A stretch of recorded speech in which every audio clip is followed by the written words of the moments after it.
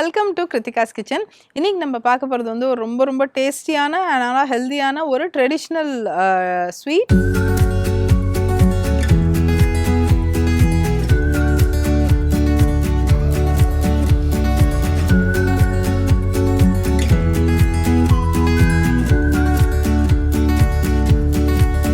இது வந்து ட்ரெடிஷ்னலாக வந்து உக்காரை அப்படின்ட்டுன்னு நம்ம சொல்லுவோம். பட் இதையே வந்து மாற்றி நம்ம வந்து இதை சோயா சங்க்ஸை வச்சு எப்படி பண்ணுறது அப்படின்னு பார்க்கணும். ரொம்ப டேஸ்டியாக இருக்கும், ரொம்ப டெலிஷியஸாகவும் இருக்கும் அண்ட் ஆல்சோ நியூட்ரிஷியஸ். பட் ஆனால் அந்த உக்காரையோட ப்ரொசீஜரில் வந்து ஜஸ்ட்டு ஒரு 5 மினிட்ஸ் தான் இருக்கும். அந்த உக்காரை பண்ணி முடிக்கிறதுக்கே ஒரு 2-3 ஹவர்ஸ் ஆகும். ஸோ அதனால் வந்து இது வந்து எப்படி ஒரு saving time, saving calories and high on nutrition இருக்கக்கூடிய ஒரு ரொம்ப சூப்பரான ஒரு டிஷ் இது.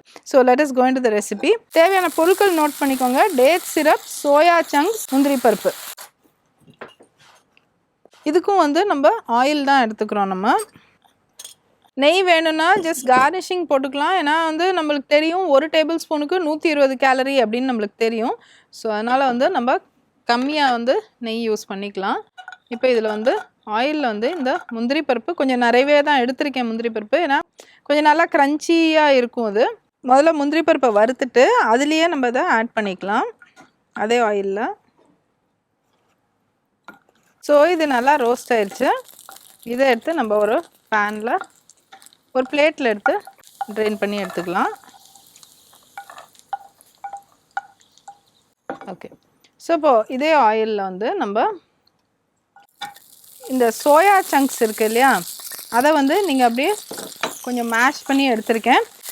அதுலேயே நிறைய பார்ட்டிகல் ப்ரொஃபைல் வரும், உதிராகவும் இருக்கும். அது கிடைச்சாலும் நீங்கள் போட்டுக்கலாம். இல்லை பெரிய சோயா சங்க்ஸ் இருந்தாலும் நல்லா அதே ப்ரொசீஜர் தான். கொதிக்க வச்சுட்டு பிழிஞ்சிட்டு அப்படியே கொஞ்சம் ட்ரை ஆனதுக்கப்புறம் மிக்சியில் எடுத்து அதை அப்படியே பொடிச்சிருங்க. அப்படியே ட்ரையாக உதிராக வந்துடும் அப்படி. ஸோ இது வந்து இட்ஸ் அன் ஆல்டர்னேட். அந்த உக்காரை ஒரிஜினல் உக்காரை வந்து தீபாவளி அன்னைக்கு மார்னிங், சிவராத்திரி இதெல்லாம் நம்ம நிறைய செஞ்சு கொடுப்பாங்க. அதில் வந்து வெல்லம் இருக்கும். அதே மாதிரி வந்து கடலைப்பருப்பை வந்து நல்லா ஊற வச்சு நல்லா அப்படியே அதை ட்ரை ஆக்கி அதை பேஸ்ட் மாதிரி ஆக்கி அதை ட்ரை ஆக்கி உதுத்து அப்படியே பூ மாதிரி இருக்கும். தேங்காய் பூ அளவுக்கு அதை சாஃப்டாக அதை அந்த கிண்டுற பக்குவம், நெய் ஊற்றுற பக்குவம், அப்புறம் வந்து அதில் வெள்ளைப்பாகோட பக்குவம், இவ்வளோ நம்மளுக்கு டெக்னிக்காலிட்டிஸ் அதில் இருக்குது. ஸோ அதே மாதிரியே you can find the difference it all. நீங்கள் யார்கிட்ட பெரியவங்க அவங்க உக்காரை நல்லா சாப்பிட்டு பழகினவங்ககிட்ட கொடுத்தாலே அவங்களால டிஃப்ரென்ஸே கண்டுபிடிக்க முடியாது. இப்போ நான் எடுத்துருக்கிறது டேட் சிரப்.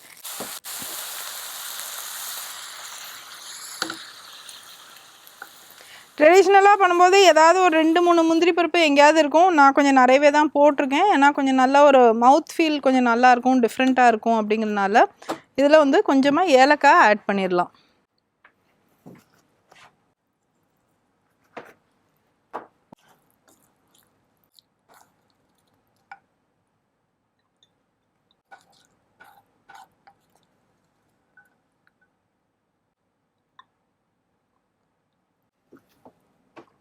டேட் சோயா உக்காரை உங்களுக்காக.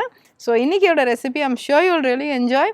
ஸோ இன்றைக்கி டிப் ஆஃப் த டேயில் வந்து ப்ரோட்டீன் சாப்பிட்ணும் அப்படின்ட்டுன்னு நிறைய ஃபீட்ஸில் வருது, நம்மளுக்கு நிறைய ஆர்டிகல்ஸில் வருது, நிறைய மேகசினில் வருது, நியூஸ் பேப்பரில் வருது. ஸோ நீங்கள் உங்கள் உணவில் வந்து நான் வெஜிடேரியன்னா கவலையே இல்லை. ஓகே, எக்கு இருக்கவே இருக்குது, the holy gold standard of protein அப்படிங்கிற மாதிரி.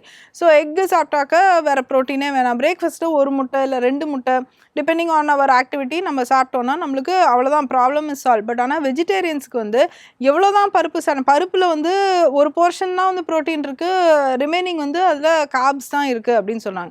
ஸோ அதனால் வந்து ஏன் அது முக்கியம் அப்படின்னாக்க வந்து நம்மளோட மசிலோட ரிப்பேர் அண்ட் பில்டிங் இதெல்லாம் பாடியில் டெய்லி இந்த மாதிரி ஒரு ஃபேக்ட்ரி மாதிரி நடந்துக்கிட்டே இருக்கும். நம்மளுக்கு தெரியாது. பட் ஆனால் வந்து சின்ன ஒரு அணு லெவலில் வந்து இந்த மாதிரி வந்து ப்ரோட்டீனோட muscle building, repair, tissue loss இது எல்லாத்துக்கும் வந்து ஒரு ரிப்பேர் சிஸ்டம் நடந்துடும். இதுக்கு வந்து ப்ரோட்டீன் சப்ளை டெய்லி கொஞ்சம் கொஞ்சம் கொடுத்துக்கிட்டே இருந்தால் தான் வந்து அது கரெக்டாக அது மெயின்டைன் ஆகும் அது. ஸோ அதனால நம்மளோட protein requirement is a must அப்படிங்கிறத உணர்ந்து நம்ம வந்து டயட்டில் வந்து எங்கெங்கே முடியுமோ கொஞ்சம் கொஞ்சம் ப்ரோட்டீன், அதுக்குன்னு ரொம்ப நிறைய கூடாது, பட் கொஞ்சம் கொஞ்சம் நட்ஸில் இருக்குது, வெஜிடேரியன்ஸ்க்கு எஸ்பெஷலி வந்து நட்ஸில் கிடைக்கும், பருப்பில் கிடைக்கும், அதே மாதிரி பன்னீரில் கிடைக்கும், தயிரில் கிடைக்கும், கெட்டியான தயிரில் கிடைக்கும். ஸோ இது எல்லாம் வந்து நம்ம மீலில் ஒரு பேலன்ஸ்ட் மீலாக கொஞ்சம் கொஞ்சம் நம்ம எடுத்துக்கிட்டோம்னாக்க நம்மளுக்கு ப்ரோட்டீன் ரெக்குயர்மெண்ட் நம்மளுக்கு ரொம்ப நல்லா கரெக்டாக கிடைக்கும் அது. So use this tip to include a lot more of protein in your daily meals and have a healthy life. So we'll meet you again tomorrow with yet another ரொம்ப different recipe. Till then, bye. See you. Take care.